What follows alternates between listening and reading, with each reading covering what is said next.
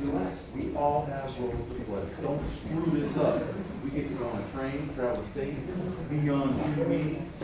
I don't know about you, but I'm not going back. I might even keep us. Well, if he wins, okay.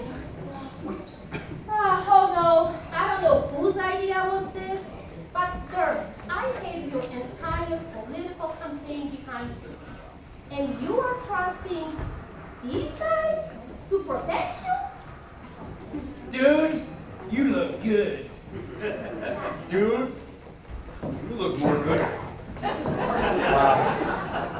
Guys, I'm impressed. Hello. But just keep in mind, we've got a job to do to protect me and my family. Family? When did you get a family, Dirk? Hello? Remember the family for hire? Oh, let's get back on track, please. She said track, like choo-choo, like train track? Choo-choo! Okay. Mercedes, you leave these guys to me. You focus on the campaign and speeches, okay? And then maybe this family, I'm a little worried about being on that train with them tomorrow. In the meantime, I am starving. Let's go over to Experience where they've got the best food in all Park Ridge. Yeah, good idea. Let's go. Let's go. Big practice. Let's go.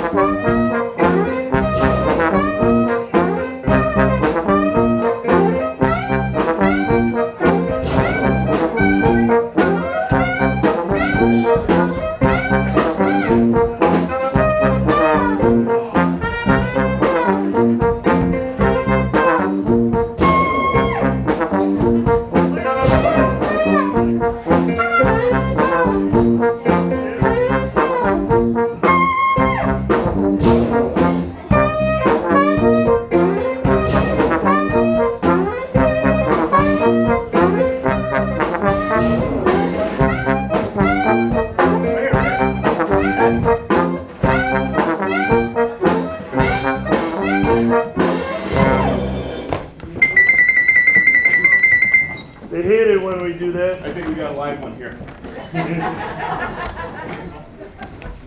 I don't think that thing's working properly. It's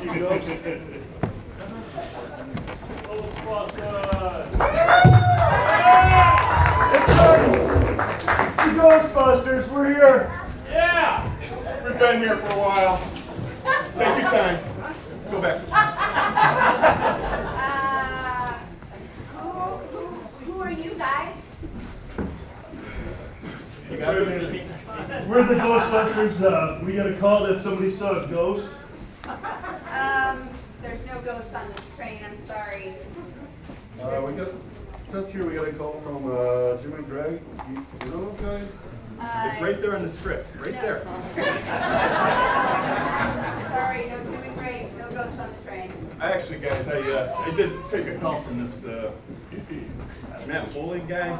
Totally different type Yeah, of person. yeah, right. Yeah. There's no ghosts on the train. I think we're just gonna need to leave the platform.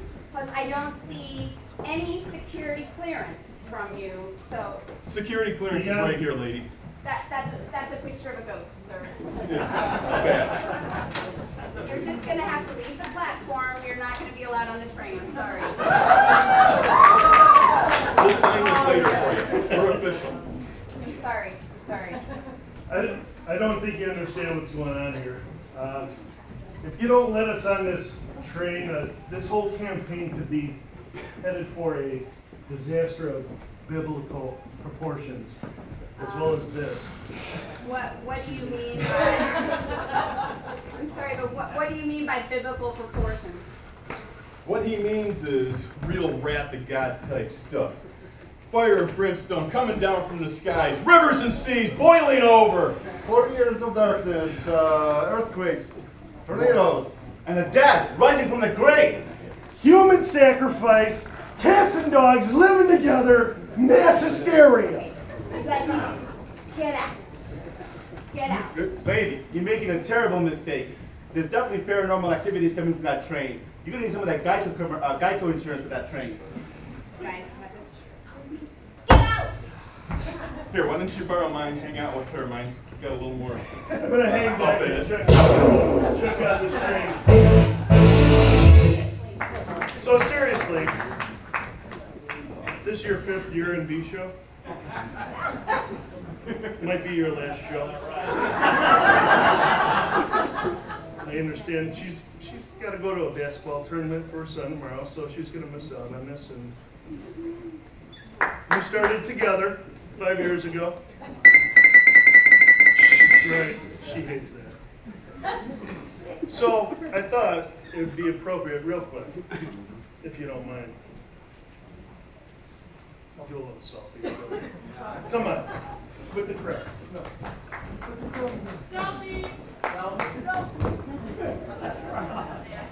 We're trying. Can't really see it. Maybe move over, move over, move over. All right. Thanks, everybody.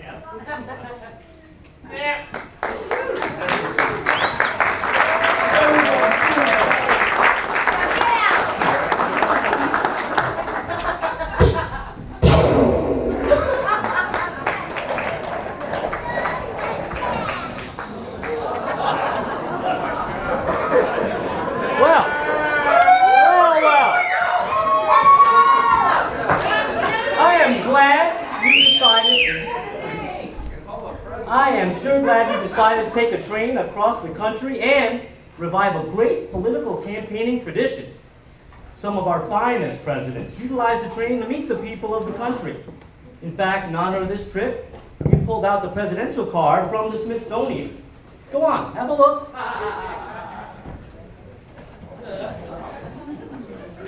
I'm George here. George. Much better. I understand the pictures of all the presidents, but why are the wives up there? Well, behind every great man is an even greater woman. What's not so great is the Wi-Fi connection. How am I supposed to get my recent poll numbers? You know what? For once, you and I can agree dirt. Finally. How am I supposed to run a campaign without the internet?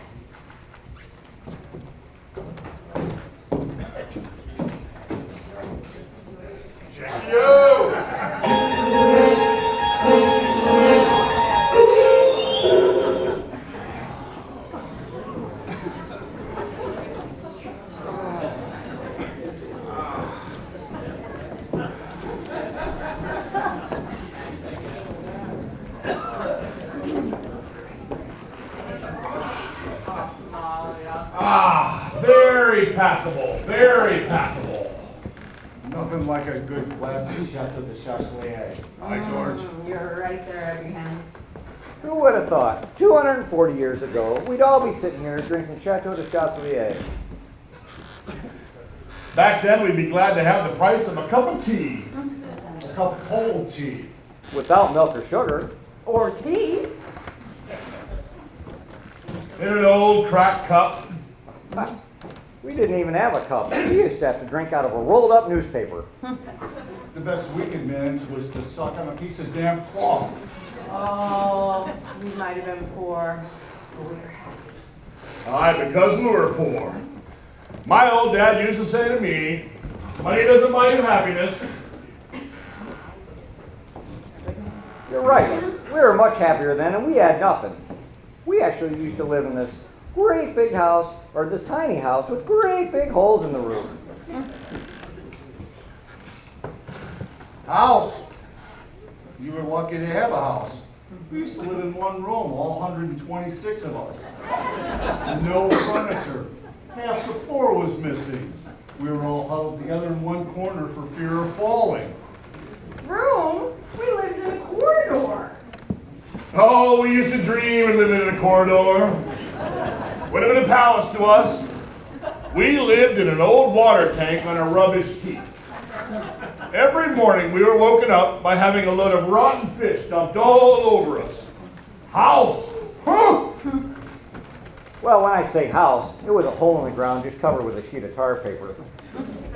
By the way, it's nothing like those nice houses that Danny McGovern at Remax Realty can find for you. But it was a house to us. We were evicted from our hole in the ground. We had to go live in a lake. Late. We had to live in a shoebox. Cardboard box. Aye. You were lucky. We lived for 3 months in a brown paper bag in a septic tank. Every morning we woke up at 6 o'clock in the morning, cleaned the bag, ate a crust of stale bread, went down to work 14 hours a day in, day out at the mill, and when we got home, our dad would thrash us to sleep with his belt. Luxury. We used to have to get out of the lake at 3 o'clock in the morning, clean the lake, go to work at the mill every day for 2 pennies a month, come home, and Dad would beat us around the head and neck with a broken shoe, if we were lucky. Well, all 125 of us would crawl out of the shoebox and then lick the road clean with our tongues. And then we would go to work every day for 24 hours a day and then pay the millman to work. Nice. Good? We had it tough. Ah. When I was young, we used to wake up in the morning, 10 o'clock at night, half an hour before we went to sleep. Eat a cold lump of poison for breakfast. Work 29 hours a day down at the mill. Had to pay the mill owner for the privilege of coming to work. And then when we'd come home, our dad would kill us and dance about on our grave and sing hallelujah. Good life. I tell you, you try to tell that to the young people of today, and they just won't believe you. Oh, no. No, they won't believe you. No. No.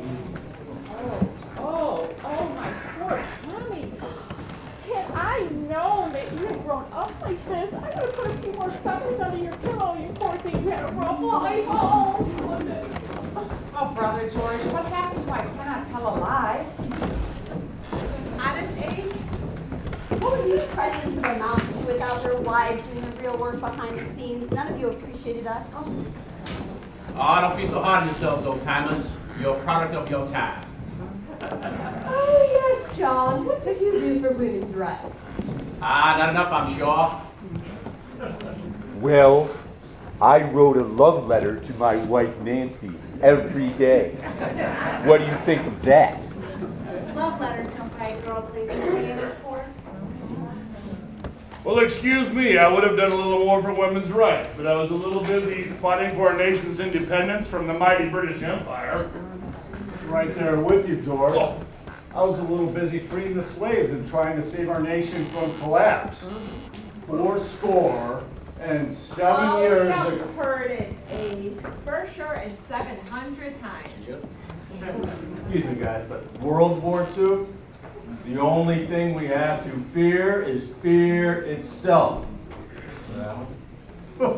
And I led the country through the Great Depression. That was a tough one. Well, you did have 4 terms. The Declaration of Independence, sign the Constitution, come on.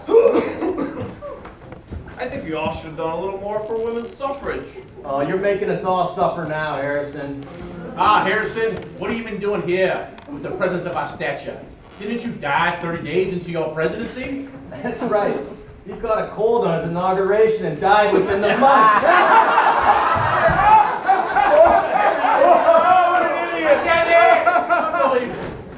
Hush, I told him to wear a coat that day, but he was all like, no, I'm the president now. I can do whatever I want. Well, they never listen, though. I mean, I told Ronnie, don't mess with those contraband fellows. There he went anyway. Ooh, I love when you talk third world rebels.